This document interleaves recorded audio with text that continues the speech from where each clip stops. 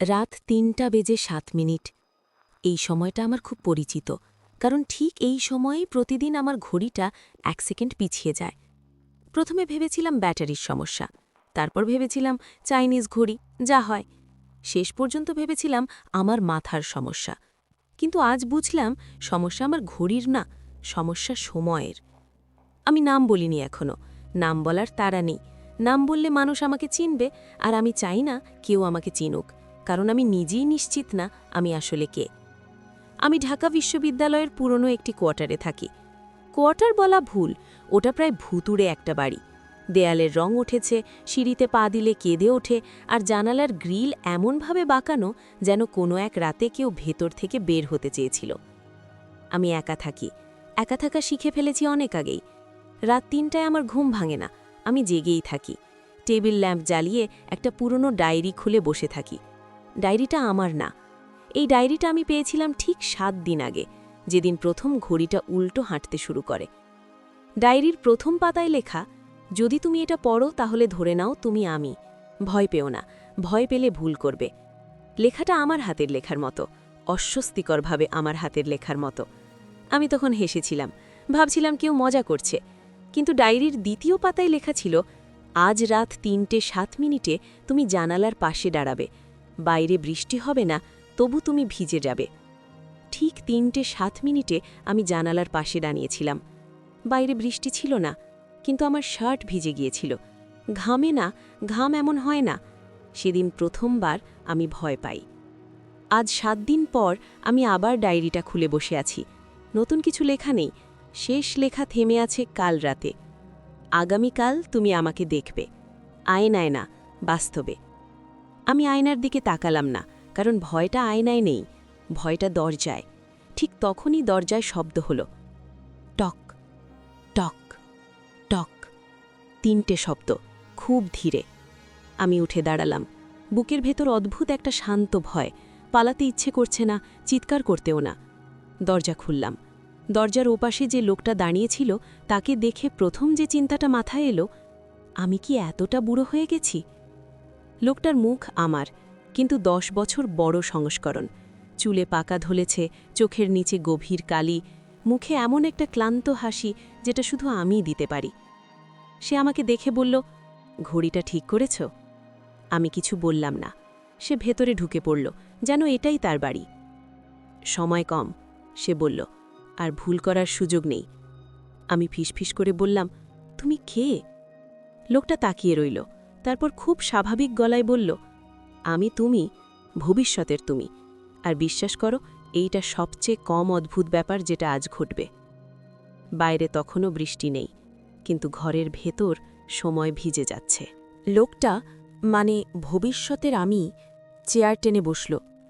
এমন ভঙ্গিতে বসল যেন বহুবার এ ঘরে এসেছে। আমি তখনও দাঁড়িয়ে। দাঁড়িয়ে থাকার একটা সুবিধে আছে, পালানোর প্রস্তুতি নেওয়া যায়। বসো, সে বলল। দাঁড়িয়ে থাকলে মাথা ঠিকমতো কাজ করে না। আমি বসলাম। ঘড়ির দিকে তাকালাম। সময়ে ৩:১২। ঘড়িটা এবার এগোচ্ছে। স্বাভাবিক গতিতে না, একটু দ্রুত। সময়টা ঠিক নেই, আমি বললাম। কোনোটাই ঠিক নেই, সে বলল। এই কারণেই আমি এসেছি। সে পকেট থেকে একটা ছোট কাগজ বের করল, ভাঁজ করা, খুলে টেবিলে রাখল। ওটা একটা মৃত্যু সনদ। নাম আমার, বয়স ৩৭, মৃত্যুর কারণ দুর্ঘটনা, তারিখ আগামীকাল। আমি হেসে ফেললাম। অদ্ভুতভাবে হাসি এলো। এইটা ভুয়া জিনিস, আমি বললাম, এইটা বানানো। সে শান্তভাবে বলল, তুমি আগামীকাল সকাল ১০:৪৫ মারা যাবে। নীল রঙের একটা বাস, লাইসেন্স প্লেটের শেষ ৩টে সংখ্যা ৭২৯। আমি হাসি থামালাম। এই শহরে নীল বাস অনেক, কিন্তু লাইসেন্স প্লেট? তুমি কি চাও? আমি জিজ্ঞেস করলাম। সে আমার দিকে তাকালো, চোখে এমন একটা দৃষ্টি যেটা আয়নায় অনেকবার দেখেছি, সিদ্ধান্ত নেওয়ার আগের দৃষ্টি। আমি চাই তুমি ভুলটা না করো। কোন ভুল? সে একটু চুপ করে থাকল, তারপর বলল, আমাকে তৈরি করা ভুল। ঘড়ির কাঁটা হঠাৎ থেমে গেল। টিক টিক শব্দ নেই। ঘরটা অস্বাভাবিকভাবে নীরব। টাইম লুপ শুরু হলো, সে বলল। আমি বুঝলাম না, তাই স্বাভাবিক কাজটাই করলাম, জিজ্ঞেস করলাম, মানে? সে উঠে দাঁড়াল, দরজার দিকে এগোলো। দরজা খুলে বলল, তুমি এখন আমার সঙ্গে আসবে। না এলে আগামীকাল তুমি মরবে। এলে অন্য কিছু হবে। অন্য কিছু কি? সে দরজার বাইরে দাঁড়িয়ে একবার আমার দিকে তাকালো। আরেকটা তুমি। আমি আর কিচ্ছু জিজ্ঞেস করলাম না, কারণ দরজার ওপাশে যা দেখলাম তাতে প্রশ্ন করার ক্ষমতা হারিয়ে ফেলেছিলাম। বাইরে রাত নেই, দিনও নেই, চারপাশে ধূসর আলো, আর রাস্তার মাঝখানে দাঁড়িয়ে আছে আমি। আমার বয়সী, আমার জামা, আমার চোখ। সে আমাকে দেখে বলল, দেরি করছো কেন? তুমি তো জানো সময় বারবার ফিরে আসে না। ভবিষ্যতের আমি ফিসফিস করে বলল, এইটা দ্বিতীয় লুপ, প্রথমটায় তুমি মারা গিয়েছিলে। আমার মাথার ভেতর হঠাৎ একটা দৃশ্য ভেসে উঠল। নীল বাস, 1 সেকেন্ডের আলো, তারপর অন্ধকার। আমি কাপা গলায় বললাম, আমি কতবার মরেছি? ভবিষ্যতের আমি হাসল না। গুণে শেষ করা যায় না। ঠিক তখনই দূরে কোথাও একটা ঘণ্টা বাজল। ঘণ্টা মানে শেষ, ঘণ্টা মানে রিসেট। সব কিছু ঝাপসা হয়ে এলো। শেষ যে জিনিসটা দেখলাম, আমার আরেকটা সংস্করণ আমাকে বলছে, এইবার মনে রাখার চেষ্টা করো। আমি চোখ খুললাম। রাত 3:07। ঘড়িটা 1 সেকেন্ড পিছিয়ে গেল। টেবিলের ওপর ডায়েরি, নতুন লেখা, লুপ নম্বর 32। এইবার তুমি প্রশ্ন করো, কেন তাকে বাঁচাতে চাও? আমার হাত কাঁপছে, কিন্তু ভয় পাচ্ছি না, কারণ ভয় করার সময় শেষ। ডায়েরির পাতাটা অনেকক্ষণ ধরে তাকিয়েছিলাম। লুপ নম্বর 32। সংখ্যাটা মাথার ভেতরে ঘুরছে, মানে আমি অন্তত 31 বার এটা পার হয়ে এসেছি। 31 বার মরে এসেছি অথবা বেঁচে ফিরে এসেছি। দুটোর পার্থক্য এখন আর পরিষ্কার না। ডায়েরির নিচে ছোট করে লেখা, আজ তুমি তাকে দেখবে, চিনবে না, চিনে ফেললে সব কঠিন হবে। আমি আয়নায় তাকালাম। আয়না খুব নিরীহ জিনিস, শুধু দেখায়, বিচার করে না। আমি দরজা খুলে বের হলাম। এইবার বাইরের পৃথিবী স্বাভাবিক। রাস্তায় রিকশা, চায়ের দোকান, কাকের ডাক। ঢাকা শহর, যেটা কখনোই সময়ের তোয়াক্কা করে না। আমি জানি না কেন, কিন্তু পা আপনা আপনি আমাকে নীলক্ষেতের দিকে নিয়ে গেল। ঘড়িতে সকাল 9:40। ঠিক তখনই তাকে দেখলাম। সে রাস্তা পার হচ্ছিল, হাত ভর্তি বই, চুল এলোমেলো, মুখে অদ্ভুত একটা মনোযোগ, যেন চারপাশের কিছুই তার জন্য না। আমার বুকের ভেতর কেমন যেন করে উঠল। ডায়েরির কথা মনে পড়ল। চিনবে না, কিন্তু মানুষকে চিনতে সবসময় নাম লাগে না। কিছু মানুষকে চিনতে অনুভূতিই যথেষ্ট। আমি জানি না কেন, কিন্তু নিশ্চিত জানতাম, এই মানুষটাকেই বাঁচাতে গিয়ে সময় ভেঙেছে। সে হঠাৎ থমকে দাঁড়াল, হয়তো বুঝেছিল কেউ তাকিয়ে আছে। আমার দিকে তাকালো। ঠিক তখনই মাথার ভেতর একটা স্মৃতি ঢুকে পড়ল, জোর করে। বৃষ্টি, এই একই মুখ, হাসি আর একটা প্রশ্ন। তুমি কি বিশ্বাস করো সময় আমাদের মতো মানুষকেও মনে রাখে? আমি হঠাৎ পেছনে হটলাম। না, এই স্মৃতি আমার না, এইটা ভবিষ্যতের আমার। সে আমার দিকে এগিয়ে এলো। আপনি ঠিক আছেন? সে জিজ্ঞেস করল। কণ্ঠটা শান্ত, অতিরিক্ত কৌতূহল নেই, ঠিক যেমন আমি পছন্দ করি। আমি মাথা নেড়ে বললাম, হ্যাঁ।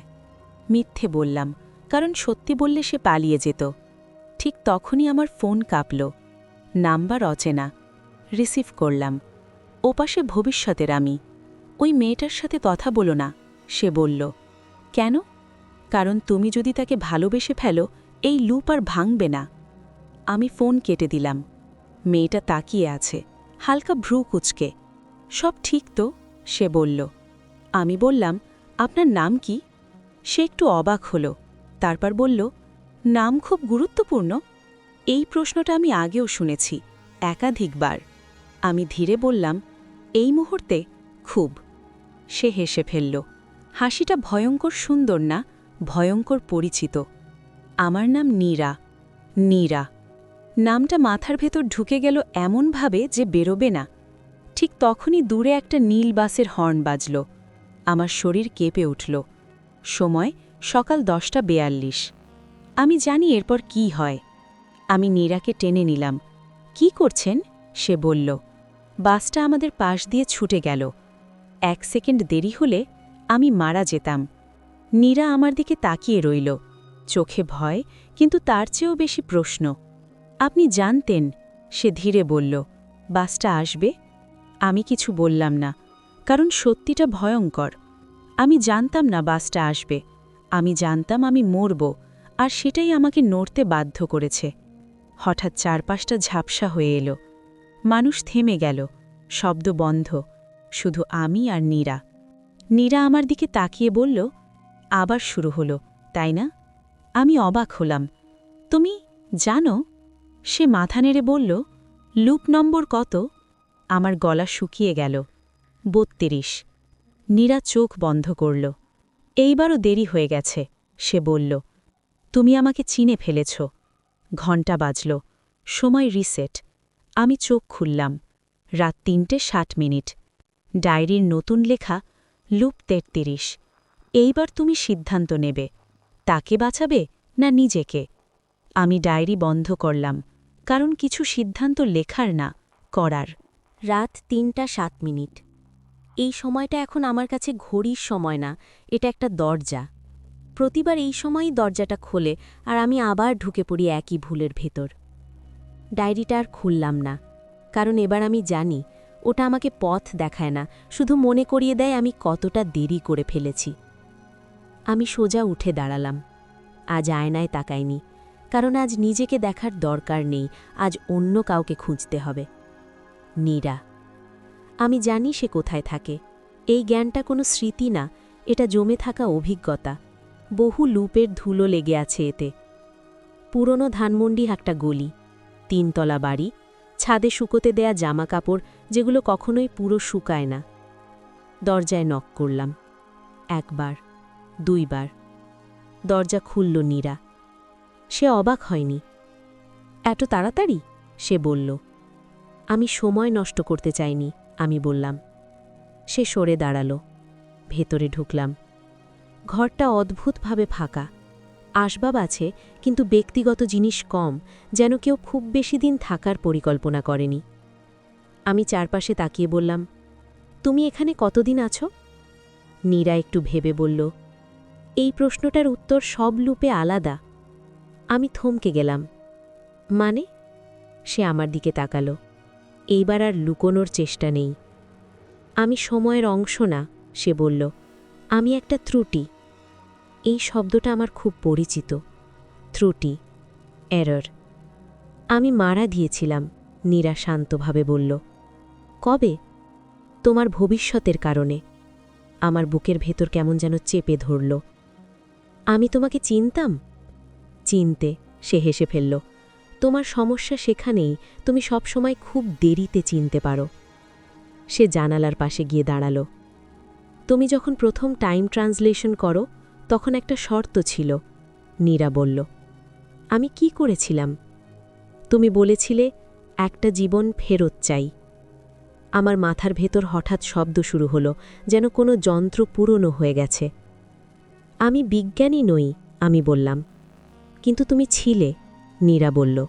হওয়ার কথা ছিল, কিন্তু আমাকে বাঁচাতে গিয়ে সব ছেড়ে দিয়েছিলে। আমি তার দিকে তাকালাম। আমি তোমাকে ভালোবাসতাম? নীরা এবার চুপ করল। এই চুপ করে থাকাটা উত্তর। আমি মারা যাওয়ার পর, সে ধীরে বলল, তুমি সময়ের সঙ্গে দর কষাকষি করেছিলে। সময় রাজি হয়নি, তাই তুমি সময় ভেঙে ফেলেছিলে। আমি বসে পড়লাম। তাহলে এই লুপ, এই সব মৃত্যু, সব তোমার আর আমার। আমি মাথা নিচু করলাম। এটার শেষ কি? নীরা আমার সামনে এসে দাঁড়াল। শেষ তখনই হবে, যেদিন তুমি আমাকে বাঁচানোর চেষ্টা করবে না। তাহলে তুমি? আমি আবার মারা যাব, সে বলল। ঠিক একবার। ঘরে হঠাৎ আলো কমে এলো। সময় নড়ছে। আমি দাঁড়িয়ে উঠলাম। আমি সেটা পারব না। নীরা আমার দিকে তাকালো। চোখে কোনো আবদার নেই। এই কারণেই তুমি এখনো এখানে। লুপ নম্বর ৩৩। দূরে ঘণ্টা বাজল। নীরা ফিসফিস করে বলল, এইবার যদি সত্যি ভালোবাসো আমাকে ছেড়ে দাও। সব কিছু ঝাপসা। আমি চোখ খুললাম। রাত ৩:০৭। ডায়েরিতে নতুন লেখা নেই। এইবার কোনো নির্দেশ নেই, শুধু ঘড়ির কাঁটা চলছে স্বাভাবিকভাবে। রাত ৩:০৭। এইবার ঘড়ির কাঁটা থামেনি, চলছে ঠিকঠাক। এটা ভালো লক্ষণ না, এটা সবচেয়ে ভয়ঙ্কর লক্ষণ। কারণ সময় তখনই স্বাভাবিক হয় যখন সে সিদ্ধান্ত নিতে চায়। আমি জানি আজ আমাকে কোথায় যেতে হবে। এই জানাটা নতুন না, এটা বহুবার চেপে রাখা স্মৃতি। পুরনো সেই ভবনটা, যেটাকে সবাই বলে রিসার্চ সেন্টার, কিন্তু ভেতরে ঢুকলে বোঝা যায় ওটা আসলে একটা জেট। আমি চাবি ব্যবহার করিনি, কারণ দরজা কখনোই আমার জন্য বন্ধ ছিল না। ভেতরে ঢুকতেই সেই গন্ধ, ধুলো, ধাতু আর ব্যর্থতার গন্ধ। ল্যাবটা ঠিক যেমন ছিল, সবকিছু স্থির কিন্তু সময়হীন। আর মাঝখানে সে, ভবিষ্যতের আমি। এইবার সে বসে নেই, দাঁড়িয়ে আছে আমার অপেক্ষায়। এত দেরি কেন? সে জিজ্ঞেস করল। আমি জানি, তুমি তো জানো আমি সবসময় দেরি করি। সে হালকা হাসল। এই হাসিটা আমি চিনি। এই হাসি আসে যখন আর কোনো অজুহাত বাকি থাকে না। তুমি সব মনে রেখেছ? না, আমি বললাম, কিন্তু যথেষ্ট। সে মাথা নেড়ে বলল, প্রথম লুপটা মনে আছে? আমি চোখ বন্ধ করলাম। আর মনে পড়ল, বৃষ্টি, রাত, নীরা মেঝেতে পড়ে আছে। রক্ত না, শুধু নিস্তব্ধতা। আমি হাঁটু গেড়ে বসে আছি, হাত কাঁপছে। আমি বলছি, আমি ঠিক করে দেব, আমি সময় ঠিক করে দেব। ভবিষ্যতের আমি ফিসফিস করে বলল, ওই কথাটাই ছিল প্রথম ভুল। আমি চোখ খুললাম। আমি তখনই সময় ভেঙে ফেলেছিলাম? না, সে বলল, তুমি তখনও চেষ্টা করছিলে। সে একটা ফাইল আমার দিকে এগিয়ে দিল। ফাইলের নাম temporal displacement, self referential loop.